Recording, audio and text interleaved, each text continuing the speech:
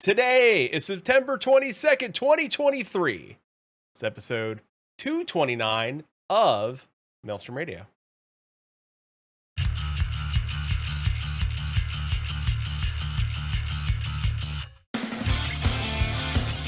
Maelstrom Radio.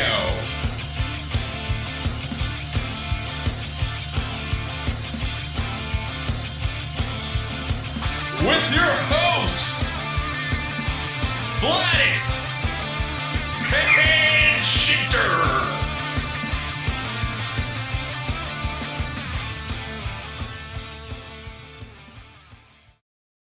Welcome, everybody, back to Maelstrom Radio. My name is Peter. With me, as always, is my good friend and co-host. I stumbled on the always there. Always is my good friend and co-host. Always. Hi. Hi. Hello. Words are hard. Yeah, it's not your day today. It's not. I'm not going to edit that one out. I'll edit what you didn't hear before. For those of you playing the at-home game, you didn't hear the pre-game snafu. Welcome to Maelstrom Radio, a Final Fantasy 14 podcast. We sometimes talk about Final Fantasy 14. And if you're a Final Fantasy 14 fan, it's currently in its filler arc, and Quinton and I aren't filler fans. We are thriller fans, though. True, that is true. So, I can't say that I've hopped into Final Fantasy at all. My subscription is currently lapsed, so playing the buy to play game. Yeah. Me too. Just is what it'd be at this point. So when I heard someone describe it as the current arc and the next expansion is just the filler arc for Final Fantasy 14, I was like, oof, don't say that. That'll make that hurts. It hurts a bit. I mean, so far not wrong though. No, not wrong at all. I mean, that's probably we'll have to see what 7.0 brings, but tiny baby Alma Jal. It's gonna be like Animal Crossing. You have to like breed your own pet. Trial series is MSU. All right. What is it? Like a Tamagotchi? Like it's pooped. Now it's dead. Yeah, but Tamagotchis were cool. Oh, ooh. I'm surprised they haven't done something of like raise your own thing in the game. And you can't say the relic step from Heaven's Word counts. So that doesn't count. Yeah, no, that doesn't count. No. This is definitely not a raise your thing. No. It was more feed. Yeah, like the chocobo raising is about the closest you can get, but it's still not quite the same, I don't think. It's not the same. It's not. I wish it was. I wish you could grow a Bobby Chocobo, and then gardening is kind of like you're not raising animals, but you get to like crossbreed plants, and true. That's like the closest you can get. Or grabbing your minions and such on your island. None of these are getting what you're looking for, but no, because what I want is like some sort of like I hatch an egg and I have to grow the thing inside the egg, which again not going to happen. You get to do that in Final Fantasy or not Guild Wars. Do you? Words. I mean, not in so much words, but like there is a collection you do later that the first part of it is let me get my words right here. Okay. Susan in chat asks, have I tried the beer? I have not tried. So why you do that? Oh, it's so frothy. It's so thick. It's like a milkshake. What type of beer is it for everyone at home? Oh my god, it's so good. Oh, okay. Oh my god, so good. It's called Pumpkin Pie Dream. brewed with pumpkin, Yep. pie spices, the actual pumpkin, then pie spices, Yep. and whipped cream. Yep. It's Oh, that's the weird part. That's probably what makes it thick. it's very good. It's also very orange, but it's very good. mean, It's like a milkshake. yeah. It's like a milkshake. That'd be the whipped cream, because I've had ones before that have real pumpkin, like the brewed with pumpkin and with the spices, and they're good, but they're not thick and creamy. This is delicious. This is probably There you go. Susan will give you that as a show title. What, thick and creamy? Thick and creamy. Or it's so orange. That's also a valid It one. is so orange. It is. But it smells like a pumpkin pie. Like they did such a good job. So All right, kudos so on them. I got it. So Okay. in Guild Wars, in one of the mounts that you can get as a sky scale was most people recognize as a dragon. Yeah. It's called a sky scale. It's different from a dragon in Okay. Guild Wars 2. So in order to get this, though, you have to get to a certain point in the story, Mm-hmm. and then you have to get medicine for a bunch of them. Then you have to collect a bunch of scales. You have to solve a bunch of fever. You have to collect a bunch of eggs, and then you get your egg of your own kind of, which then you have to take around to 1, 2, 3, 4, 5, 6, 7, 8, 9, 10, 11, 12 different separate things that you have to complete. Mm-hmm. And then once that point, you have a little baby dragon, and you have to raise it. You have to care for it. You have to play with it. You have to give it toys. You have to feed it treats. And after a certain amount of time that you've been doing all of this, then it becomes a little bit older. And that's when you have to figure out, it's kind of like a teenager. You have to teach it how to do, how to its reflexes, and teach it how to hide, and teach it to do things. And then it gets a little bit older, and you find it's like, okay, this is big enough now. I can finally jump on it, and that's when you have to go build a saddle for it, and then that's when you actually get the mount. I will not. I care about you as a friend. That I will not clip. It's big enough that I can jump on it.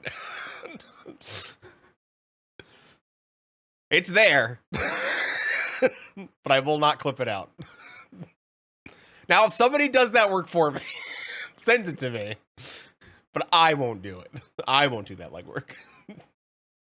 We have a producer. She might do it. I mean, there are people out there that. Yep. Anyways, yeah. Also, forgot to mention at the top of the show. It's again, it's that time of year where it's National Hispanic Heritage Month. So I was waiting for it. I get at least 10 seconds of. I get 10 seconds of this.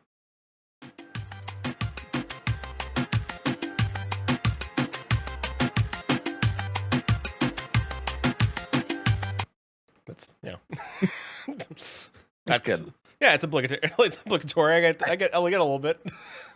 Yeah, I've been waiting for it. So you weren't here this past Wednesday for the Blumbo stream. You were out on assignment.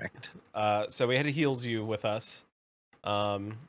So prior to Wednesday, Susan and I did a duo stream, and I played as you and heals you just to get us out of a certain situation in the goblin area.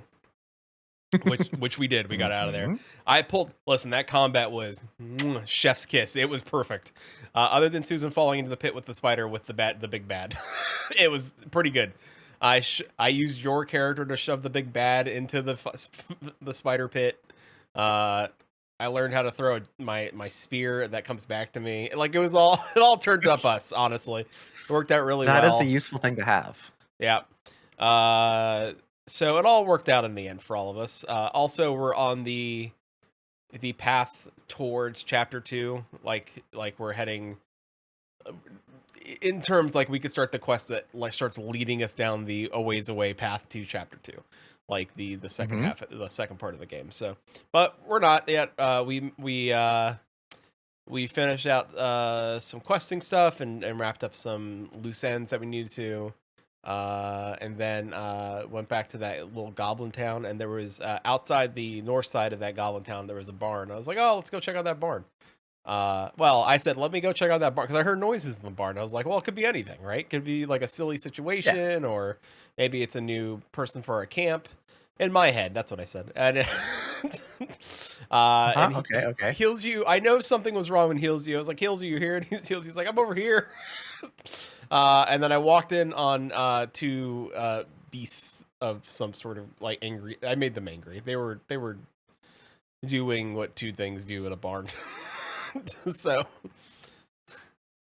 and I learned that the females are bigger than the males. So they were mad. All right. Yep. But no one died. And also, I used your make them laugh and sit prone on the big one, and it worked. So, Tasha's hideous laughter. Yep. Yeah. Okay. Yep. You've come in clutch a lot. Oh, I have this. My character is not good at doing anything, but it is very good at being very useful in specific situations that always come up. Susan in chat says they weren't beasts, they weren't humans, they were two beings in love, and you enter. No, in love and making love are two separate. They don't have to be in love to be doing that act. True. And she clearly was saying, "Hey, you ruined whatever." I don't think she called it. What did she call it? She called it something. She didn't call it what it was. I know that much. So, stink stank maybe. Is that what she called it? Stink stank? She called it something. I think I'm gonna call it stink stank. So we did that, and then Heals You was like, "Hey, she go south of this town because we didn't go down there." I was like, "Okay." And we go down there, and we found an old lady. At first, I saw that old lady, and these. Is this Auntie? Yeah, it's Auntie. Okay. And Auntie was like, help me, these two men are trying to hurt me. And the two men were like, where's our sister? I was like, all right, no, this old lady's evil. I instantly knew this old lady was evil. So the Blumbos united on that front, and we knew it, and it's for a fact that old lady was evil. She teleported out.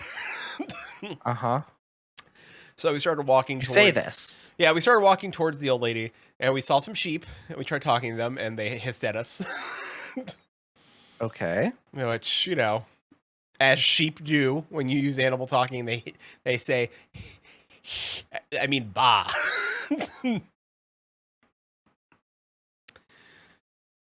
All right. And then eventually we did get the right roll after we fought some tree people, and then Heals You got the roll and worked it and nailed it, and we learned she's a shadow druid, and we're actually in a swamp instead of a nice, sunny water area. Oh, also we found hella treasure. Hella treasure. Hella. That's good. You're gonna need it to pay off your stuff. Hella treasure. Also, at some point, I killed a guard. Don't know when. I was down in the goblin area, and it says I killed a guard. I don't remember there being a guard down there.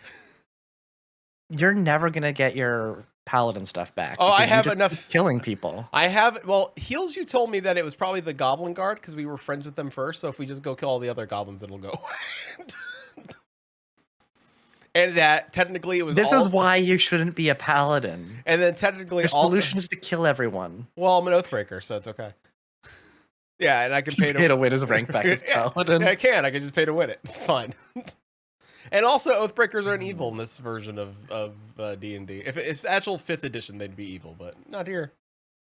Yeah, you should just stay as an Oathbreaker because you can't paladin. That's fine. Oh well, you are not capable. My what's it called? My bonus action to heal everybody to up to 4 hit points is probably worth it. So probably want that back just to top everybody off every. That's a free action every round. That's a good free action. Just say, I could walk a line. So that's where we're at. We're probably gonna have to go kill the old lady, try to save a younger sister, which I think both brothers might be dead. So she might be dead too. Honestly, everyone might be dead. So we'll find out. And then all my friends are dead. And then we'll head to the Underdark because that's where we're gonna go. And that's the safer route. Also, there could be I mean, yeah. a big treasure down there. Like if we find it, like big time Could be. treasure. Could be. Or artifact Could or be. something down there. So could be cool. Could be. Our Guild Wars 2 guild Pickle. Or Deal with it. Deal with it. AKA Pickle. That's a guild hall. Do you want to explain to people how you get a guild hall or guild housing in Guild Wars 2? I mean, the best way is for people to go watch the VOD, which Susan maybe is putting up on YouTube. Yep. But anyways, we're Wink, going wink, to nudge, nudge. The VODs will be up soon. Good to know. So anyways, we had a lovely experience last night where we decided that we were going to go get a guild hall. And first we had to decide because there's 4 different options. Mm-hmm. And if you have been listening to the show for any amount of time, you can tell that we are not very decisive. Yep. So it took a little while. We had to go. We went and previewed all 4 of them. I went and then did a walkthrough of the ones that I had access to. And the consensus seemed to be that we wanted to do another guild hall out in the End of Dragon section, the Isle of Reflection. So then we had to go and spend, and we had our lovely... Yeah. Susan's like, it has a bell. I don't know what a good term to call, so I'm just going to say financial backer. Donated 100 gold to us Angel to investor. buy our... There we go. Angelic. Donated 100 gold. We went and we bought it. We went on an expedition, and the expedition, we had to go in to this place, clear out all of the lovely squatters that had been there. There was a bunch of racists, in-game racists that were squatting there. We killed them all. Yep. It was a little challenging. There was a lot of them, but then we had to fight some of their like tougher like bosses type people, and we died a lot. There was one accidental zoning out and had to get saved from that. But we managed to do it. We had 10 minutes to spare almost. Yeah. And after all that, we have now a old decrepit piece of land with some dead buildings on it. But most important of all, it has a bell. You can ring the bell. Yeah. We ding-donged the bell. It was good. We ding-dong the bell. Yeah. So we have a guild hall. Yeah. And we're level 1 Now guild Susan can start building it. Yeah. It's going to take lots and lots of money and lots of time. And Susan says that she enjoys this. So yep. all the best to her. So does Soul, though. Soul will help. So. Yeah, except he also needs money for other things. Yeah, but, never tell him the odds. Get him to start farming stuff. Just like anyone watching this on YouTube should ding the notification bell. Damn it, Chili. Ding, ring a ding ding. But the Isle of Reflection is not a YouTube. No. Well, no. No. It could be like a Mr. Beast video. Like, whoever rings the bell the last person to ring the bell gets the island. That just kind of sounds like a Survivor thing. It is a Survivor thing. Okay. Have you question? Do you still have Nintendo Switch Online, or do you pay for that, or probably? Okay, fair. I think it's a yearly subscription, so it's probably still there. I mean, it's fairly cheap. It's out of all the ones, it's the cheapest. Unlike Sony. I feel like I don't remember when it renews. Yeah. So I probably still have it from before, or I renewed it because it's a year. Yeah. They dropped F-099 on Switch. I still haven't played it yet, but it seems like up my alley. I just like that Nintendo recognized F-Zero. Like, I feel like they haven't looked at F-Zero in a while at all, ever, since like N64. I think that's the last time they did anything with F-Zero, other than Captain Falcon being in Smash Brothers. Yeah. And the fact that it's kind of the same with Samus and Metroid. There wasn't a long Metroid for a long time. No, they just did a remaster of Prime. Yeah. 3, and there's supposed to be 4 in the works at some point. At this point, I feel like it's gonna just come out on the Switch too. So no, because the team who did the remaster are working on 4. So I think they did this one first to just put something out. Like they were contracted to do both, but who knows, honestly, at this point. But I think the remaster sold No one really well. understands So Nintendo. no, nobody does. I mean, not at all. I mean, according to the Xbox leaks, they were on the table at some point. I don't think Nintendo would have sold at any point to them. So I don't think Nintendo is hurting as much as, like, let's say Square Enix. Like Square Enix is hurt. You know, they're a little on shaky ground over there. So yeah, I think that they could probably use a little help. yeah, I can see it. Yeah, oh my god. Anyway. Yeah, so F-Zero has come out. So it's the same as Tetris 99 or Mario 99, except this one's not going away. Why they got rid of Mario 99? It was so popular. It was so much fun. Don't understand. Again, I don't get Nintendo. Yeah, they try to do the whole, like, what is it? Like, scarcity or the... Yeah, like false scarcity. I Yeah. can't remember what the term is that I'm trying to think of, but they tried to do it so people would, like, buy it and do stuff, but just... There was nothing to buy. It was free. They just... And same for this. This was free. Like, F-Zero 99's free. Same with, what is it? Pac-Man 99? Like, those are all free, but you can buy, like, skins for the board or things like that. But Mario 99 was completely free. And then that one, Chili in chat, Pokemon 99 when? Never, probably. I would sooner see Mega Man. Yeah, that would be... I would hope sooner for Mega Man 99, where you're like going through platforming levels, and then that would be cool. That would be cool. I would love that. Pokemon would never happen because of Game Freak. Yeah, and also like, how do you do, like, is it Pokemon battles? Like, you pick your Pokemon and then you just go in battles. Like, you can't level. Like, it has to have some even playing field, right? Like, it's based on, like, F-Zero is going to be based on skill. Pac-Man's going to be based on, like, they're all, like, battle royales based on skill versus, you know, my Charmander will beat your Bulbasaur. You know what I'm saying? Excuse me. So,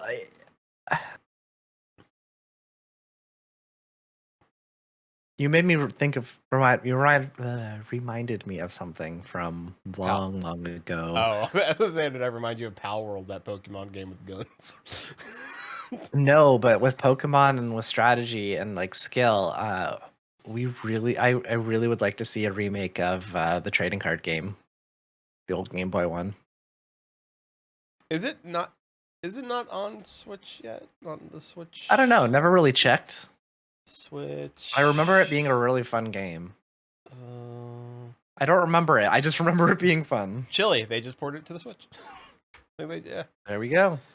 I know there's the trading card game online, but I don't think I've ever, like, I think I played it once. Like the Magic the Gathering online version of the Pokemon trading card game. But part of me felt, like, weird playing a game that was like, I feel like I'm playing against children. And I think I was playing against children. Or I was playing against other adults who, like, at the end of it, I was like, I feel like a Disney adult. Like, I feel like... Like, it's a little, you know, I don't judge anybody, but... you know, a little strange. Like, there's a weird obsession there. It's a very expensive obsession. Anyway, so yeah, F-Zero 99, it's a battle royale where it's a massive race, and then you can bump other cars and speed past them and boost, and eventually, you know, F-Zero, so it's all about speed and going fast and crashing. And if you crash, you're gone. So. And you can play F-Zero on Switch Online as well. Yeah, it's gonna be good. So you can just play all of them on it. Yeah. Also, I think Diddy Kong Racing the N64 game might be out on Switch Online now, which top tier racing game. Diddy Kong Racing's good. Okay, I'm going through these to see, like, what's released and whatnot, and I just came across one. I feel like you should play Spanky's Quest. Why does that sound familiar? Why does it feel like I played Spanky's Quest back in Spanky's Quest? Okay. There's also Jelly Boy. That's That's Yep. I used to dance under that name.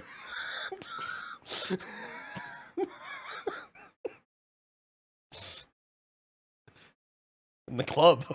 Chili remembers Jelly Boy. All right, here we go. Game Boy games. Oh, there's not a lot of them. It's not. Although Jelly Boy. The Pokemon trading card game did come out August 8th. That is one that did come out.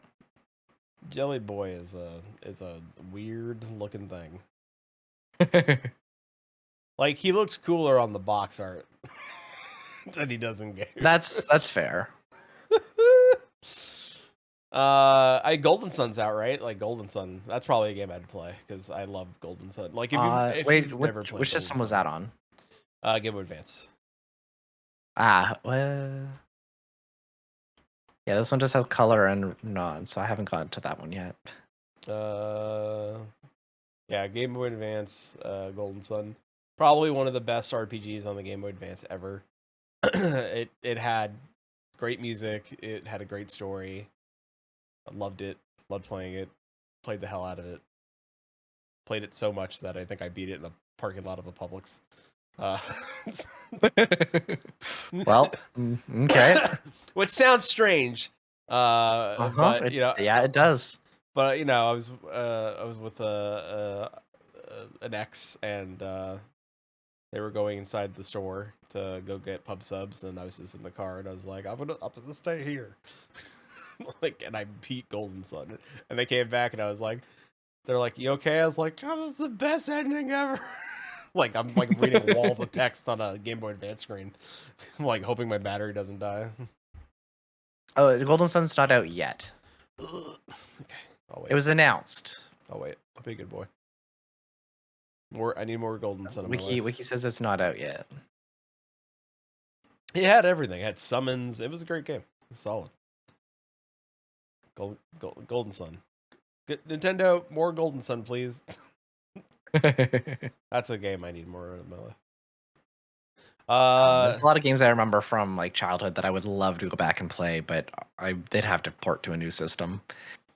And there's not a good chance for that, unfortunately. No, there's not. Susan says Josh Strife Hayes did a 2-hour review / commentary video about that game. It's a good game. It's a solid game. You know, as a person who was young and whose parents didn't have a lot of money, when they bought me a game, I usually selected an RPG because I knew at least I was going to get like 30 to 40 hours out of that sucker. So that's fair. So that was back when we could spend 30 to 40 hours playing on a game with a screen this big. Yeah. With no backlight.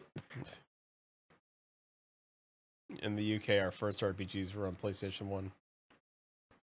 You never had an NES or SNES?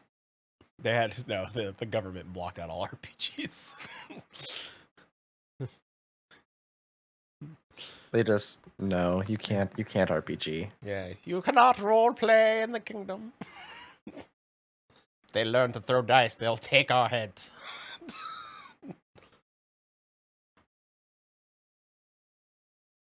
Anyway. Chili says most of them never got released outside North America / Japan. So, like, UK didn't deserve RPGs? That's what probably just not a big enough market, or they didn't think there was a big enough market there for them to warrant expanding. True. North America is a pretty large market. Yeah. So that I can see them coming here first, but when your first and only market is Japan. Yeah. And also, what's coming on Switch? Was it Super Mario RPG Legend of the Seven Stars? Can't wait. Oh yes, I heard about that. Can't wait. Some of the best music in a video game, right off the rip. Like whoever was in the studio killed it. Such a good sound. There are some bops on that soundtrack. Bops. Mhm. You know. Also, isn't there's a what is it? Dark Moon's coming too, right? To the Switch, a remaster. Could not tell you. Luigi's Mansion 2, I think the That one, yep. that one's coming. Can't wait. Also, great game. Also, bops. Again, whoever was in the studio for that. Underrated. Underrated. Great music. So what I'm saying is, if you ever need a Mario mixtape, hit me up. Mario's had some killers. I guess it was the 50 hertz versus 60 hertz debate, plus translation with all the different EU languages. They'd probably have to make a cart for Spanish, French, German, Italian, etc. I mean, probably. But what are you gonna do? I don't know what order to do these in, because one uses the other one.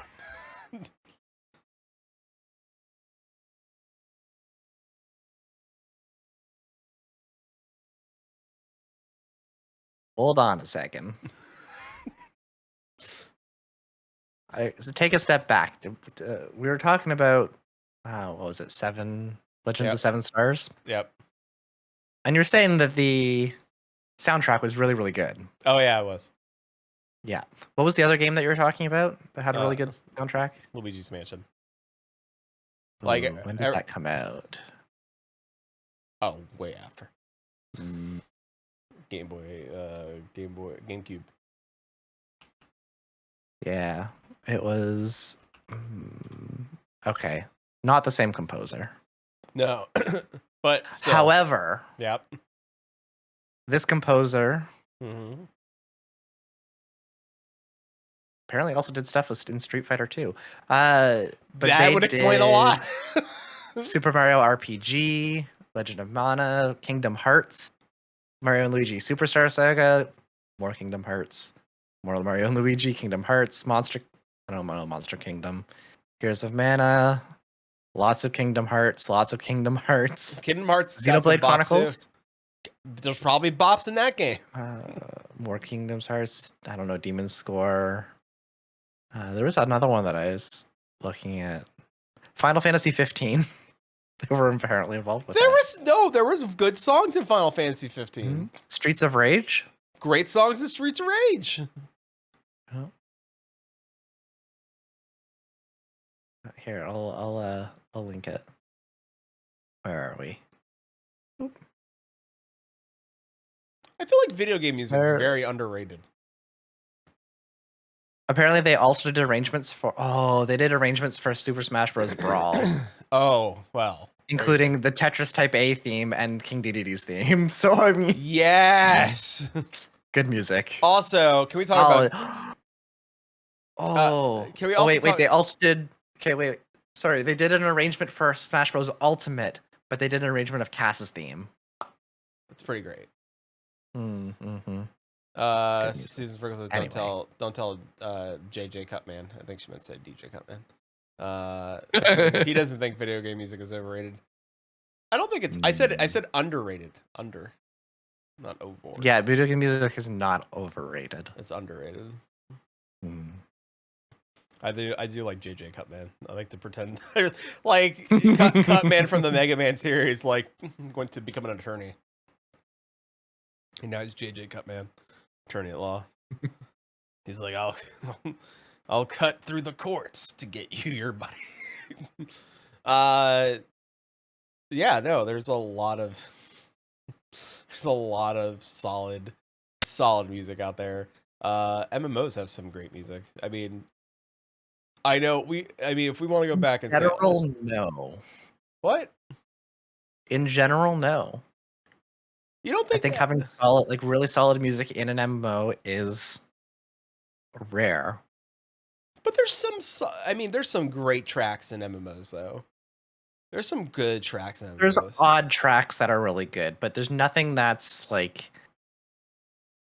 very solid. Like Final Fantasy is definitely an outlier in terms of it has a lot of really good music in it.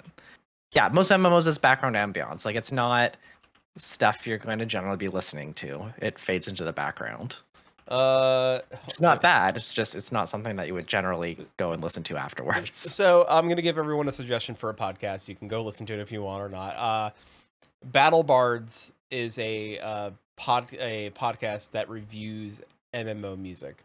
And it's made me appreciate music in MMOs so much more, because you realize that there's some tracks that are that's just ambiance for the background, but then you start to realize like, oh man, there's a lot of like really good music tracks in MMOs because they took the time to compose them.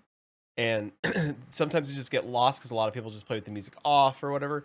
Please go listen to Battle Bards. They have Final Fantasy 11, 14, and a lot of it. I mean, I can't play their episodes, but like a lot of that music you can just play. Like they'll even go as far as to find like soundtracks on YouTube, just because you can't find the soundtracks anywhere.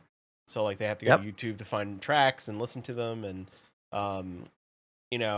of course they did like an episode. They've done a few episodes on EverQuest, and like you forget like, oh man, EverQuest had some good tracks. Like even though it was like essentially a synthesizer, like just with like a few chords, pretty good. Like some of them were like, man, they pushed some of the genre, like having like, oh yeah, there's like, you can go to, if you heard like, I'm sure like if I played a certain soundtrack like of a certain area, you'd be like, oh okay, I know that world, I know that zone.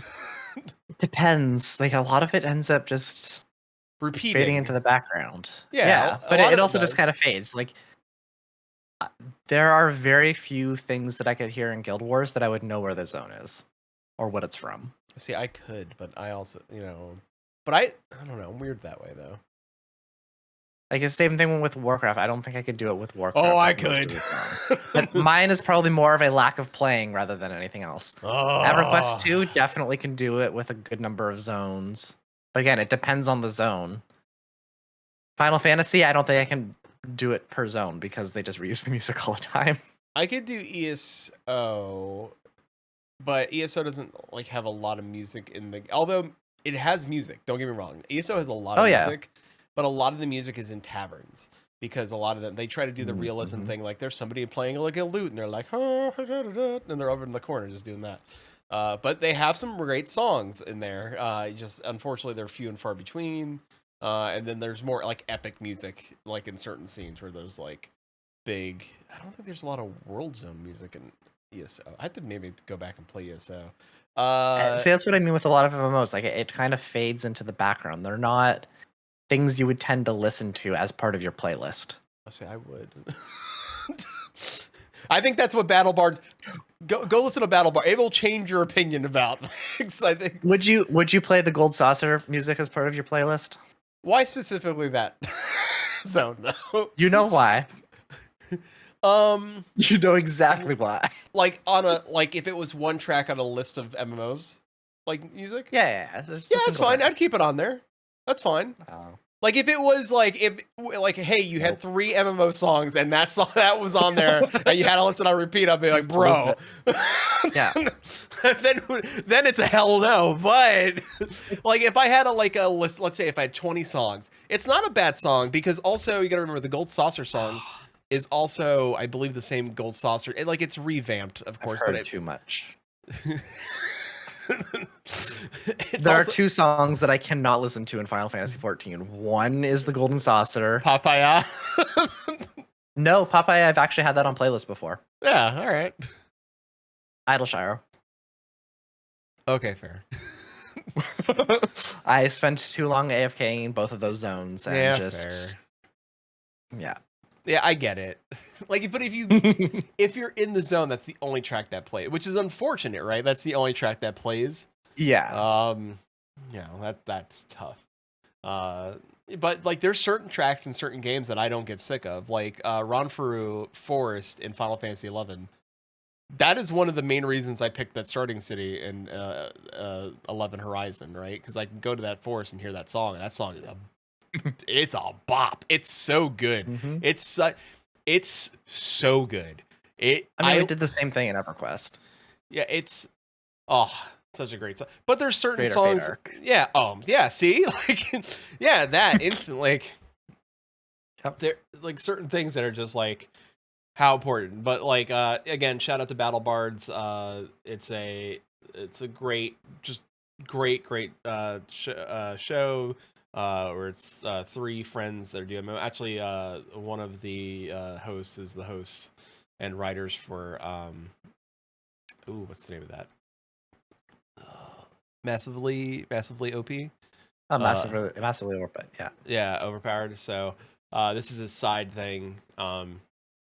And it's fascinating to listen to because they review the songs too. So some of them are like, hey, you know, I like this track. They actually talk about what they don't like about them too. Like, I wish there was like less of this sound in there, or they'll all agree to pick the same song just to all three. So you have three different opinions about a song. So like, gold, like if like the Gold Saucer theme, like it's like, oh, what do you like about it? Like, oh, I like this, but you know. So, but they're also listening to it as a soundtrack, not a zone thing. Like, and then they talk about it like in game. Like, if I was in game listening to this on a loop, because they talk about the loop, right? Yeah. Would you get sick of it?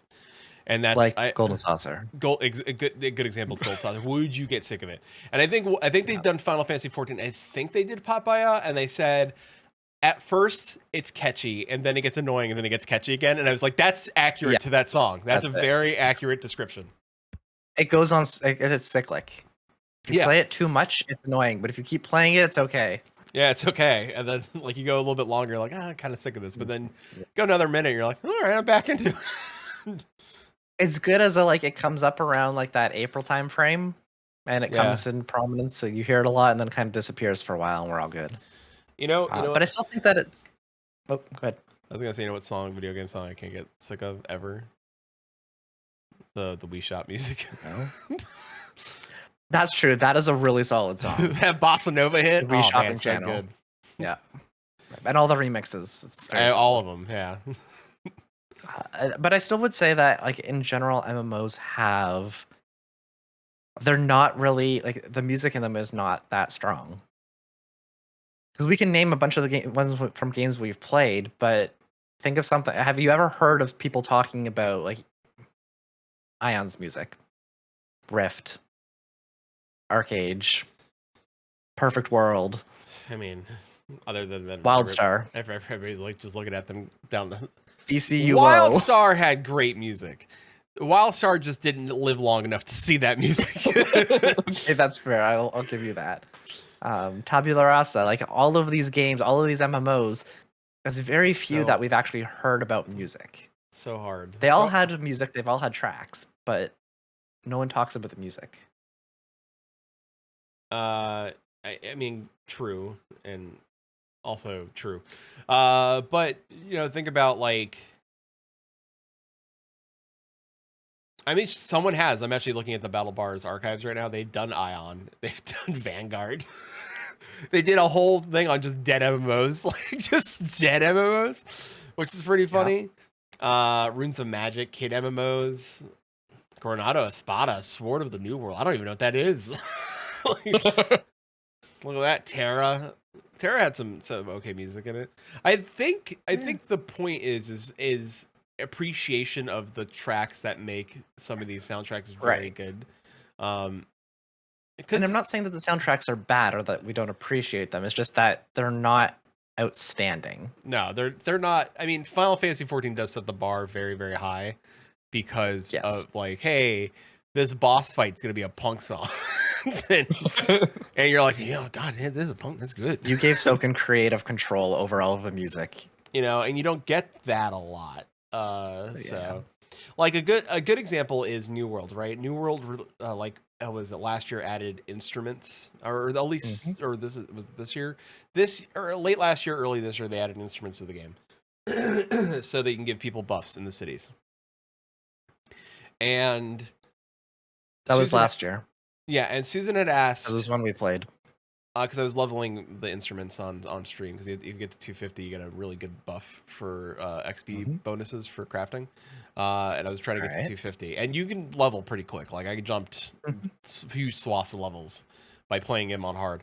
And Susan asked, like, are these real songs, or were they created for them? And they were created for the game and actually posted on YouTube, like the soundtrack of all the songs. And there's a lot of songs. And they're like, you can listen, like, sometimes you'll get a piece of music that's like just the mandolin part of the song, And then if you play them in a group, they'll play all the bits together. So like you'd be one person on drums, and then it plays the whole song soundtrack as it would, as it was a whole track, which I think is cool. And you can mess up and it stumbles the song.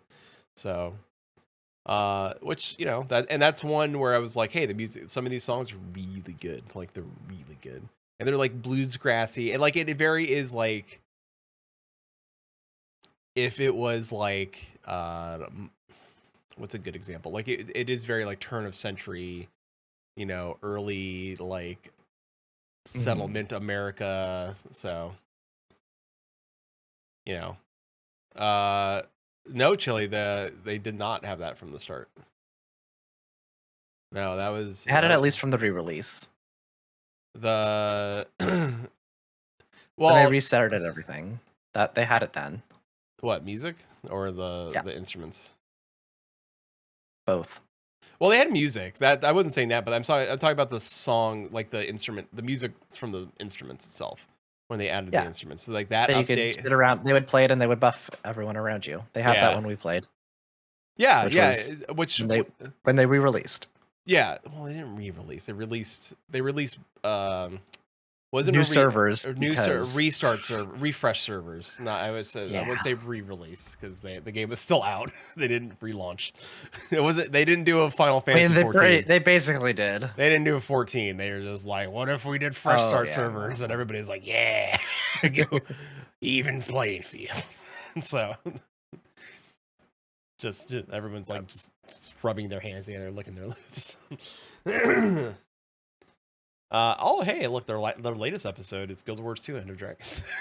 so go listen to Battle Bards, I guess.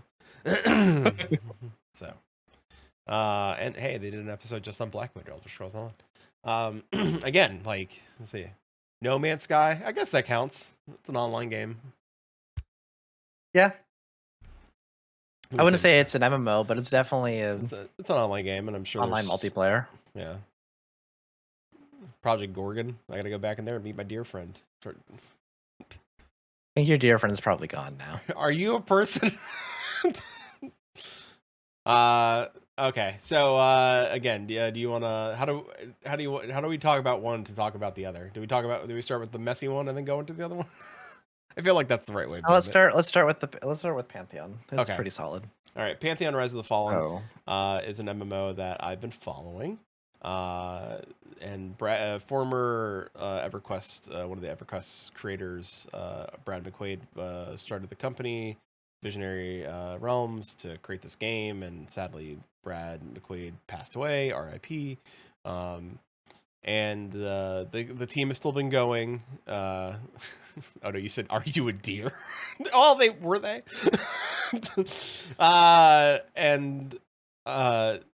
A lot of people watching the game from the outside, not necessarily people that were backing the game, but people like anytime they shared something online, even though they kept saying pre-alpha footage and like this is, things to change in the future, all the things that come with being a pre-alpha game. If you're showing anything to the public, people are gonna have opinions because it's the internet. And the internet was essentially just crapping on them because of their art style, right? It was like they were going for like a realism, like at least in the pre-alpha things, like they were using Unity assets to create their characters, and they were trying to aim for a more realistic look for their game. But I think in the long run they had a change of heart, and they were going for a more hand painted art style now, because one, they want the game to have longevity. Two, it's faster for them to develop instead of doing like a realistic art style. Like it's easier for them to do this painted world art style, which is giving them more time to and like to have quicker processing time for their character models, their armor sets and stuff like that. And so they released it. They just had a whole video showing it in motion, showing some of the they showed the human male character model and 2 armor sets on it. They showed a bunch of the new designs for a lot of the animals: spiders, wolves, foxes, bears. a creature called the Dobra, which is like the bear walrus thing. It's like a bear, like an evolution of bear, like the bear. Your bear is evolving. And So even with this style, though, like if they're trying to future-proof it, I'm pretty sure this is going to go outdated really quick. This is the start, right? Like they even said, I think in the video, they're like, hey, this is the groundwork for what the future of Pantheon is going to look like. This is not the be all end all. It's like we still have some shading to do, resolution to make, which understandable, right? Like this is still pre-alpha, like, but this is what they're aiming for. Like they said that, and this is all their assets, right? They were using Unity assets before, and I think that's what spoiler. But they were using all Unity. They were using all Unity assets, but they were starting to create their own stuff. But they realized it was taking much too long for them to do that within Unity, and this was faster for them.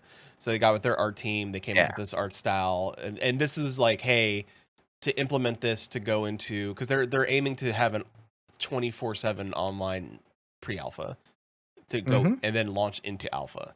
So like they're gonna stop doing the, hey, we're doing one pre-alpha weekend. They're looking at doing, because they've had nothing but consistent solid uptime with how their server network stack's working. Their network stack's insane. I'm not a developer. I'm sure you'd enjoy the talk much more than I would, because I understand it at the basics, like a basic terminology of like, okay, yeah, like there's this their network stack can handle a lot. Like it's so good that they're selling it as a thing to other like online companies. They're like, if you want to have a lot of people on and like a lot of people on in one area, we figured it out. We figured out the secret. So I think it'd still be interesting to see when they actually release it, because as far as I know, they haven't had significant traffic on it. They've focused everyone into one area. Real traffic, right? They focus everyone that's got access into one area to test it, and they've tested well, like with the amount of people they've had on it. And they said, and in theory, like they've put like fake ones in there just to see to force it, and which real versus theoretical is always. The other side of it is like that's not necessarily the most problematic piece. It's not, because for your network stack, you're only as strong as your weakest link, right? So if you have, I don't know what technology they're using, but if they're, yeah, honestly, Comcast is the weakest link in everything, or Spectrum. But no matter how you do it, if you try to show as many people as possible, if you shard it so people go to different instances or they see different people in the world, if they have it instance, so you just have multiple versions, but they're all independent zones, like there are ways that you can scale up to have many, many people around. Yeah. But that's not necessarily a problem. Like one of the problems here is, how do you load in? Again, this is where you watching it versus me watching it, I'm just like, that's neat, sir.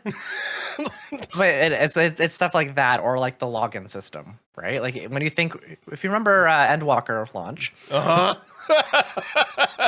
well, the bottleneck there was not the game servers; it was 100% login. It was the login servers, and then getting into the game server, getting kicked out, and then having to go back into login. No one's having issues logging in now. Right now, but easy. Like, yeah, there's you have to queue with your other 3 friends. But like you do have to design for all of that as well. Like I'm not familiar with any current day MMO that has a problem with showing a bunch of people in a area.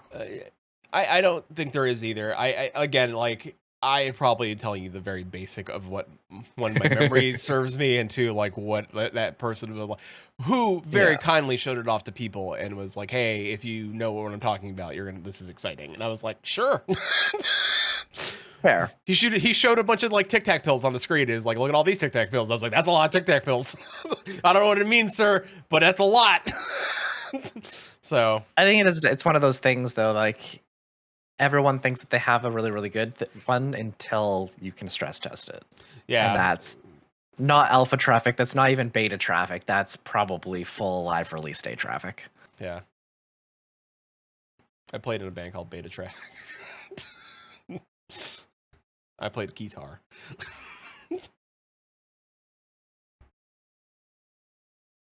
Why?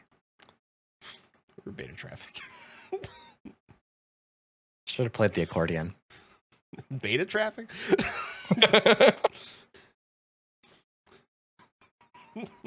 Talking about that is that they have updated. Speaking of messes. Yeah, speaking of their messes. But in short, it's that the big thing is that they wanted to step away from using Unity art assets, right? They wanted to create their own assets. Right.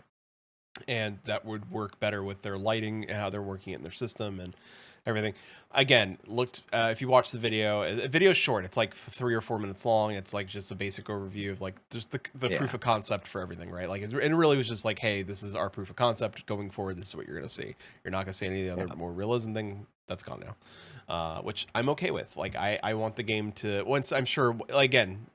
Pre-alpha versus launch, the game should look different. Like that, at the end of the day, the art is always the last thing that gets worked on. But it's good that they're working on, like they're saying, hey, this is our art style now. This is what we've created. We're no longer using Unity because Unity suck. Well, I shouldn't say Unity. I shouldn't say Unity as a whole suck. Unity's lead sucks, and he's a piece of work. So. Before we go into that, I'm pretty sure that the Pantheon choice of going to their own art assets is completely independent of the Unity news. It is, but they would have had to do this well before we heard the Unity news. But now that we've heard the Unity news, it's also a really good choice. Yeah.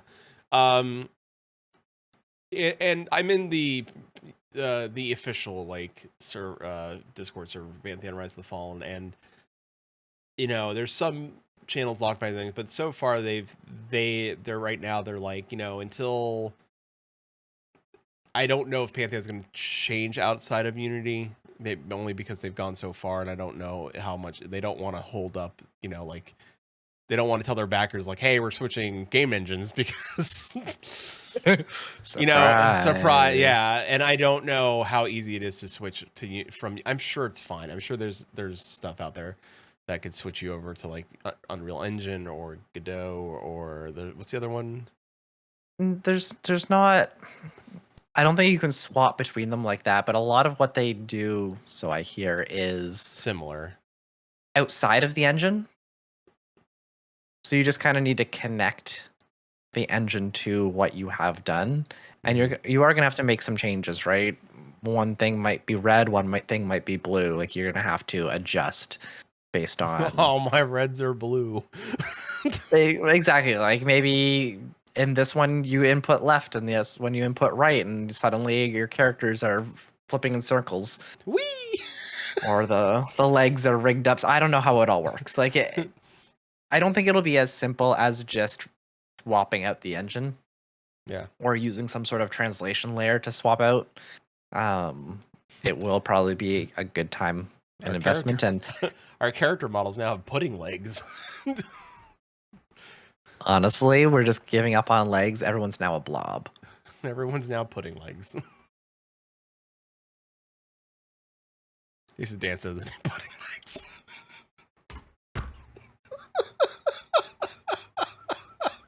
Is this before or after Jelly Boy? Well, I got more followers as Jelly Boy. Pudding legs. I was in a dark place when I chanced it's pudding legs. I really came to my stride as Jelly Boy. Really leaned into it. You can't have much of a stride when you have pudding legs.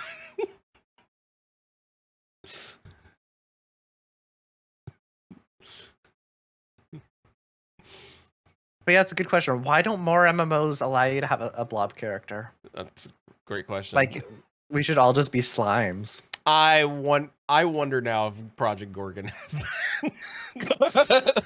But no. Like, not as you start as a human and you can turn into a slime. You are a slime.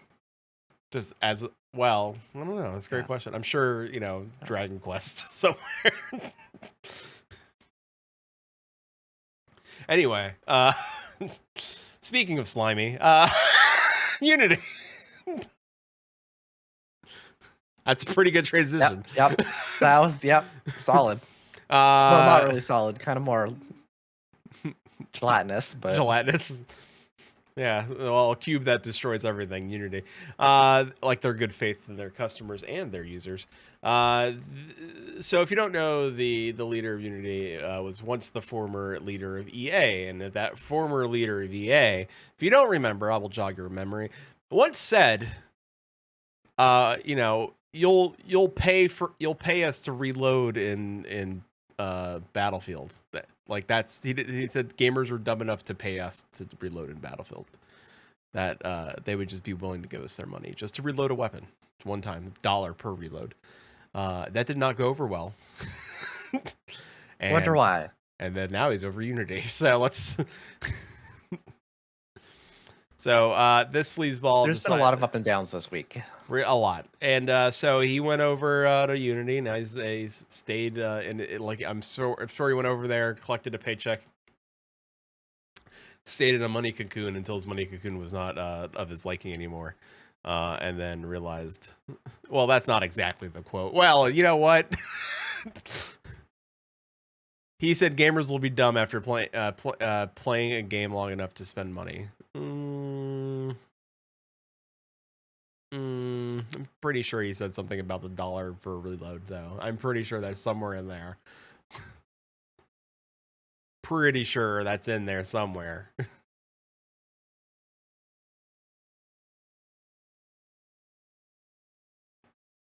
Well, we'll look it up. He did, but he meant the match taking a long time. Yeah, it says when you are 6 hours into playing Battlefield. I don't know if this is the same person, but I believe it is. It is.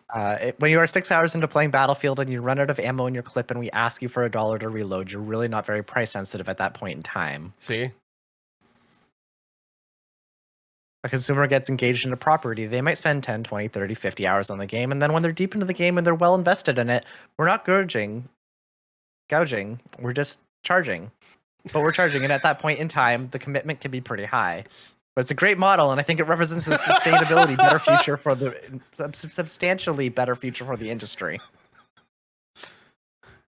Apart from I can't. Words are hard speak. today. It's fine.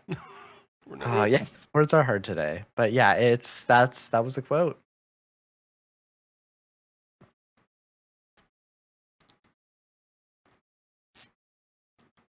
He sucks.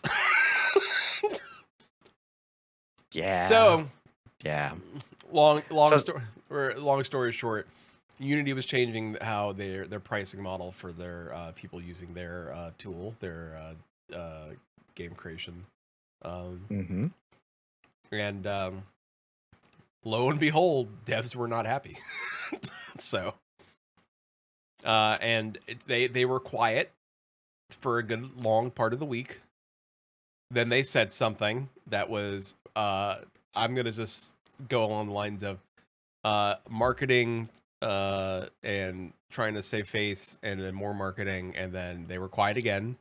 And then today they released their changes to the whole thing, which I think you said if it they would have best. started with these, we would have been okay. Yeah, I think if they would have started with the olive branch of like, hey, we're gonna make some changes because when we like to make a little bit more money, but also in good faith, you know, we think if you're making the money, you know, it's gonna be copacetic. We're all benefiting, Right? And it's only gonna make Unity stronger. It's gonna make you stronger in the long run as well. Like that's what they wrote today. And if they started with that, I think it would have the narrative would have been very different. Right. But they did not start with that. They started with, you have money, we want money. Give us money. Bonk. Yeah. And those not familiar, they wanted to charge companies a certain amount for every single time you install a game. Different device, still get charged. Same person, uninstall, reinstall, get charged again. If your game is free, if your game is not making a whole lot of money, uninstall, reinstall, you still get charged. Yep. They did eventually clarify that games that were not making money would not be impacted. But yeah, there's a lot that was wrong with this choice. And this, so I don't think anyone has trust in them now. Yeah, and the sad part is that it didn't even mention like, what if? Here's a good example. Like, what if Epic Games was giving away your game for free, right? And like, Yep. and Epic covers the cost for you as like dev. So if Quinton and I made a game and Epic came to us, it's like, hey, we're gonna put it up for free for the day. Well, for every many downloads, for every download, we're gonna cover the cost for you. You're gonna still gonna get paid. It'll still be the split, so we're gonna pay you whatever the difference is for everything that was downloaded. And Epic, or if Epic's contract is like, hey, we're gonna give you X amount of dollars, right? Like we'll average it out and we'll just give you X amount of dollars, and everybody downloads my game. Hope that it covers it. And and then you might just make enough that it covers the cost of what Unity's thing is. Is it enough to save face? I don't think like Pantheon's too far in the fire to change their engine at this point. And they're developing an MMO. I don't know if they'll change their engine. I doubt it. I think games like depends on what they're using it for, honestly. True. I mean, true. If they're only using it for like the front end client, that might be a lot easier to replace. Fair. And then that'll be a cost benefit analysis. Yeah. For them. So we'll see. Like, if in there, like they have Co-Carnage, who's a backer, right? He's a streamer. And like, I mean, he's not, I shouldn't say backer. He's a investor, like investor. Like he's a, like, yeah, he's got his money riding on this. So. Yeah. Where, if you're a backer, you have your money riding on it too, but like less, if you drop $200 and we've all been there, right? Have we though? So depends. For things like if your game is on Game Pass or if your game is on PlayStation Plus, then Sony/Microsoft would pay for the downloads. Yeah, they weren't too happy about that either because they found out about that afterwards. Yeah. What, Sony and Microsoft? Yeah. Yeah. Like, whoa, understandably, right? Like, yeah. Hey, by the way, you're the ones that are going to be paying for this. So, like, wait a second, that wasn't part of the deal. Whoa. We're not. Whoa. Hold your horses there, cha-cha. Yeah. Nope. Don't forget this was retroactive. Surprise. So yeah, there was a lot of things that kind of none of it was good. Did not work so well. Yeah, none of it was good. The explanation for it originally wasn't good. Post explanation's better, but it's too late almost. Like it's everyone's got a sour taste in their mouth right now. Basically, yeah. Like I don't know if there's anything they could do at the moment to change their perception. So it's going to be really interesting because they did go back on the one of the major changes, which is this does not apply retroactively if you have a game already built on this, right? Yeah. So if you've already made your game, like you've already released it on your current version, it does not impact you. It only impacts you if you upgrade to the next version. Or whatever version they specified. I'm going to be very curious when they release that version, how many people upgrade. That is going to be true. Because that could be the end of that company within a very short time frame. If nobody upgrades to that version, they're going to have a lot of questions to go through. It's sad to think that, like, even though their new model right now is still better for the developer, right, money wise, if I was a developer, like if I was an indie dev, I'm gonna look at Godot and what was the other one, like Relogic. And by the way, it wasn't on our show notes, but shout out to Relogic. Yeah. Shout out to Relogic. What a stand up team. Like, not only did they donate, what was it, $100,000 to Godot, and what was the other one that they had mentioned on their thing? It was small too. Yeah. Sorry, and I apologize if you're out there and like, I want to develop a game with Godot, and what's the other one? Like, I'm so sorry. Just choose that one. You're gonna be better off. Yeah.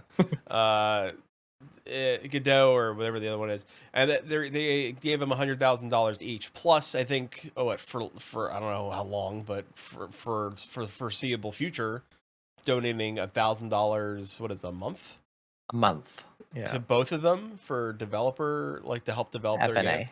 Yeah, like, and even and Logic did this with their game not even being built on Unity. Like they had nothing. Yeah, they're just like, yeah. Yeah. I mean, Relogic has made a lot of money from Terraria, like a lot of money from Terraria. And it's been More than they around. should have.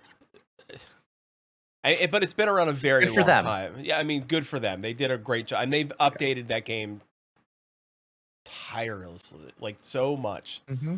Like with and they were all updates for free. Like they've never charged for a single update on that game. Mm-hmm.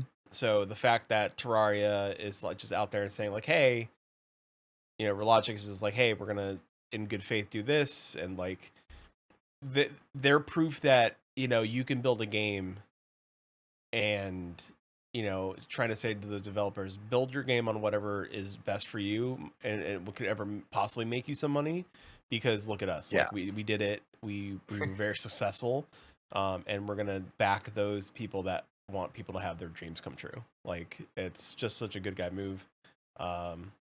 So go support Relogic so they can keep giving people thousands of dollars every month. Because I know that's not. Let's even look at like what was it? Stardew. Yeah. Right, like that's not a Unity engine game as far as I know. As far as I know, it's not. Like, Cult of the Lamb is, they'll be fine, but you know, they'll be okay. They made a lot of money very, very quickly. Will they be? Yeah, they? Yeah, they will be, because they're not on the new one. They're not going to upgrade, so they'll be just fine. But you know, that's fair. And if you, for whatever reason, want to choose to use Unreal Engine, you can. That's an option for you as well. If you release your game for free, they don't charge you, right? Unreal's pretty upfront about that, which is very nice, which is cool. But then if you do release your game, they only want 5%. Is it 5%? I don't know what their. I think it's 5% of requirements are. sales for the year. Like whatever you made, they just want 5% of it. So, which is not that bad. Like, it's really not that it's not great. It's not as, it's like the Unity deal still better. Like overall, if you look at the Unity deal, it's better on paper. But But then you have to deal with Unity, and well, we've seen how that goes. Yeah, at least Unreal is trying to make efforts to, like, you know, not bog down your video cards and stuff like that. But it really, you know, if you're trying to make realistic games, Unity is probably or Unreal Engine's really your jam at that point. Godot, I would think, be more like, hey, you're trying to make a Terraria. You know what I'm saying? Like, and if not, if all else fails, make a Minecraft. I've heard that, like, it's not necessarily even like like you can make some pretty interesting things on it. I've heard from people that work on it. Probably. I'm sure if I look games made on Godot, I'll probably be surprised and be like, that's made on Godot? I'm sure, like, there's... I mean, yeah, it's one of those things of, like... Oh, yeah, I mean, Cassette Beasts was made on Godot. I don't know what that is. Cassette Beasts is the new game that is just coming out. It's like, it's gonna be on Xbox. It's like a RPG, and it's like 80s. It's like if Pokemon was in the 80s. Or early 90s. Halls of Torment, which is a game you played, Most Extraordinary Gnome. Oh yeah, that's okay. Game I played, Rotato. So, fair. Yep. All right. It's got some hits on this. There's a game where there's a bear and an eagle playing chess called Precipice. Which, you know, maybe I'm into that. I don't know. Garden Path, Garden Path, I feel like, is one. There's a game called Friday Night Funkin' VR that was made in it. Wow, really? I like Friday Night Funkin'. Like, that's a... So, you know, behind the scenes gaming me, Friday Night Funkin' is a dope little game where you're it's kind of like DDR but for your fingers. So I like it. Also, there's a game called Kingdoms of the Dump. So there's that. Oh, okay. I don't know. There's a trash can night, and it's kind of cute. And there's also Usagi Shinma, where it's like, oh, I've seen this, where it's all about like the rabbits. They're all different rabbits. It's an iOS game. It's Susan. I think Susan played this game, or maybe has looked at it. Susan, do you remember that game where like all the little rabbits, they're all like in a little town village? I feel like Susan showed me this game, and she's like, look how cute these bunnies are. Like, Sure, it's gonna click. Anyway, that's all we have like for story wise. But Spooktober is nigh. There's a Friday the 13th. I have some game in mind for a mildly scary October. So one of them, I downloaded it for it wasn't for me. Okay, so she doesn't remember. So there's probably gonna be some point and click spooky game that Susan and I will play together. So if you like Homestar Runner, please show up for that. There is, and if you don't know what Homestar Runner is, don't show up for that. but please show up for it. It's gonna be great. It's gonna be a wonderful time. Homestar Runner was fine. There was nothing wrong with Homestar Runner. Homestar Runner. What was wrong with Homestar Runner? It's fine. I've never seen it. I've just seen the people around it. Oh, it's a delightful show though. It's a good cartoon. Homestar Runner is great. Hey, it was on Flash, wasn't it? Yeah, it was on Flash. Yeah. Yeah. Homestar Runner Might have come back. It has come back, yeah. Homestar Runner is very good. Like, it's very, very good. And the creator is a very nice person.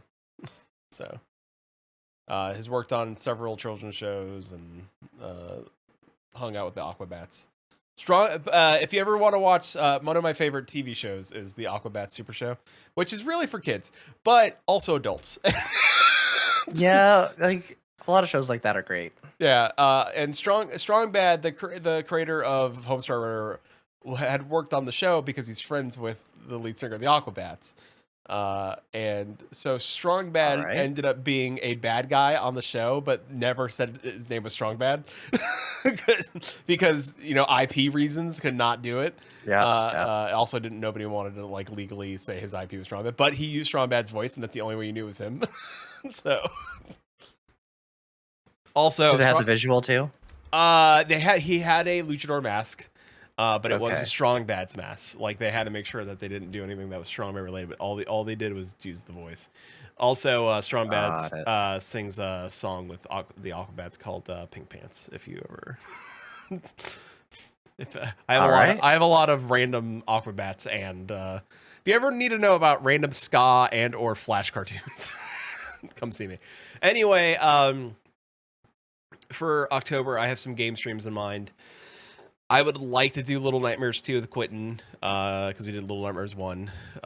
So I'm sure Little Nightmares 2. That was just commentary. I know. So. Which, that's always fun. But also, you help me solve puzzles every once in a while. I got stuck, and you're like, over here. And I was like, oh, okay, that makes sense. So. That might have been because I had watched it been done before. Possibly. So. Now I'm not going to be able to. I have never seen Little Nightmares 2, so perfect. I would like to watch it though, so we'll see how that goes. Yeah, I mean, you can still watch. Yeah, I like when you do commentary for my spooky games. It's a live audience. What else? There was one other spooky game I had mentioned. Oh, Dredge. Susan wants me to play through Dredge, which is spooky fishing, and I'm sure there's other spooky games that I can cook up for the month. So. Where we'll fit them in, couldn't tell you. Right. Are you going to plan on doing any more Phasmophobia? Okay, I would love to do Phasmophobia. I will see if I can make it happen this year. The gang that usually does Phasmophobia, one of them now has a child, and one of them.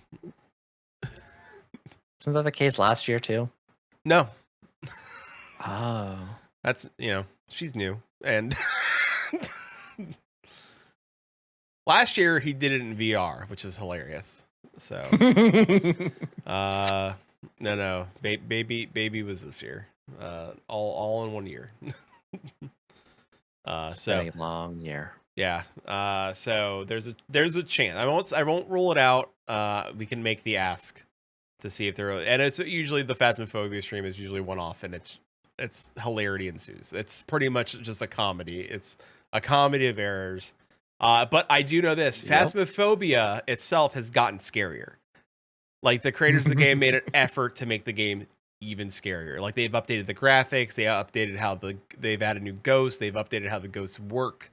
They've added like new hauntings to the thing. Like, so if anything, it should be even worse. So, and somehow funnier at the same time. So I'll see if I can make it happen.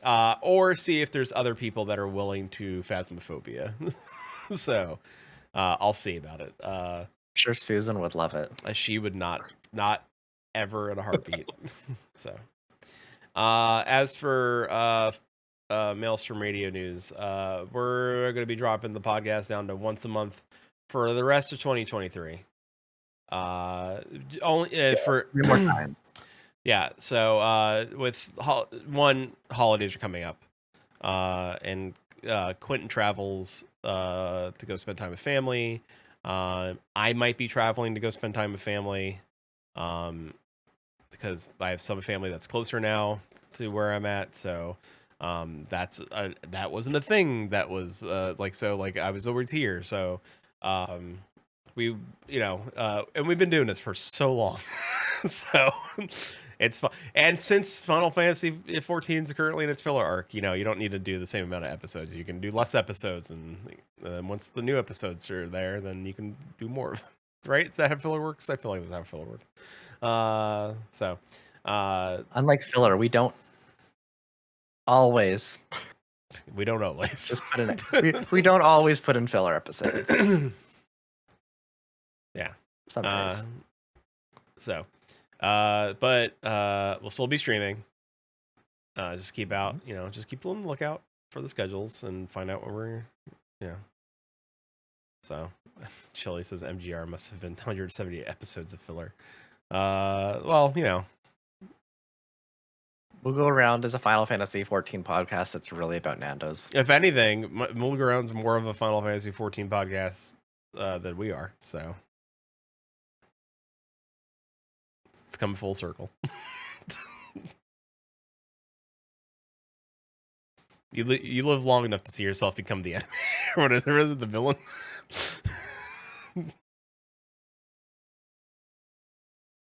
You know what? At least we're not Unity.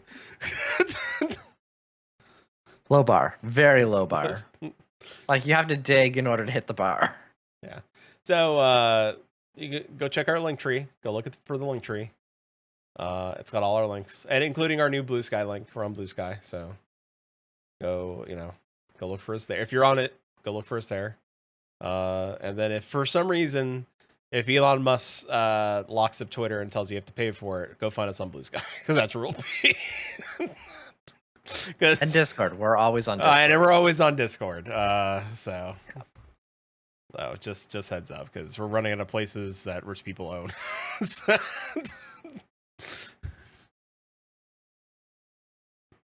not wrong. No, not wrong. Not wrong at all. Not wrong. So, until we develop our own and tell everybody they're welcome, we're stuck using theirs. So, thank you everybody for joining us for this episode of Maelstrom Radio. You look like you're about to say something, and I'm sure Oh no, I'm not. No, go for it. All right. Thank you for joining us on this episode of Maelstrom Radio. I'm sure whatever it was he was gonna say, it's probably if he said it, then it's just out there in the universe, and it's gonna be bad for us. Thank you for joining us. We'll see you on the next episode again. That episode isn't scheduled yet, but just go to our link tree, go to our Discord. Susan will keep you in the loop of what we are doing, but the streams will still be here. The Mumbos are here. Quentin and I playing games together are here. Susan and I playing games. The three of us playing Wingspan at some point will probably happen. We'll be here. Just keep on the lookout for what's going on, and if things change, you'll know. Sounds good to me. All right. Well, thank you, everybody. Have a good time.